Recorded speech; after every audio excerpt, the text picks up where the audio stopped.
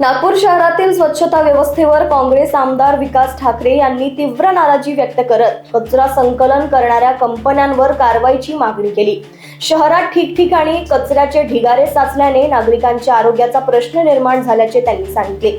संबंधित कंपन्यांना मनपाकडून निधी मिळत असूनही अपेक्षित काम होत नसल्याचा आरोप त्यांनी केलाय। अधिकारी आणि कंत्राटदारांच्या संगनमताची चौकशी करून दोषींवर कारवाई करावी, तसेच निकृष्ट काम करणाऱ्या कंपन्यांना काळ्या यादीत टाकून नवीन एजन्सींना संधी द्यावी अशी मागणी त्यांनी केली। एकाच कामाचे 3-3 लाखाचे तुकडे करून जवळपास करोडो रुपयाचा निधी जो वापरण्यात आला तर त्याच्यात स्पर्धा झाली नाही, त्या टेंडर झाले नाही आणि इस्टिमेटवर 4-5 दिवसाच्या आतच ही प्रक्रिया पूर्ण करण्यात आली आणि एकाच विशिष्ट कंत्राटदाराला देण्यासाठी हे झालं आहे। अशाच पद्धतीनं आता आपण पाहता की हिवाळी अधिवेशन समोर आहे। आपण हिवाळी अधिवेशनाच्या निमित्तानं दरवर्षी रवी भवन, नागभवन याच्यावर करोडो रुपयाचा खर्च करतो।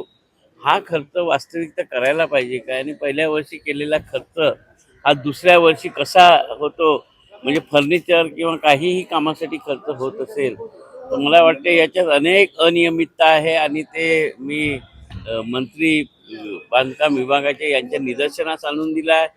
पुराव्यासहित लेखी पत्र सुद्धा त्यांना दिलेलं आहे आणि याची चौकशी करून कारवाई करण्याची मागणी मी सार्वजनिक बांधकाम मंत्र्यांना केलेली आहे। कोण सहभागी आहे असं वाटतं याच्यात सगळे एक्झिक्युटिव्ह इंजिनियर तर खालचे इंजिनियर सगळेच आणि कंत्राटदार हे मिळूनच अशा प्रकारच्या घटना घडतात आणि मला वाटतं की स्पर्धा झाली पाहिजे कुठेही आणि एकच काम आहे ते तुकड्या तुकड्यात देणं हा गुन्हा आहे आणि याची चौकशी करण्याचे आदेश मंत्री साहेबांनी दिलेले आहे। चौकशी अंती काय येते आपण समोर पाहू।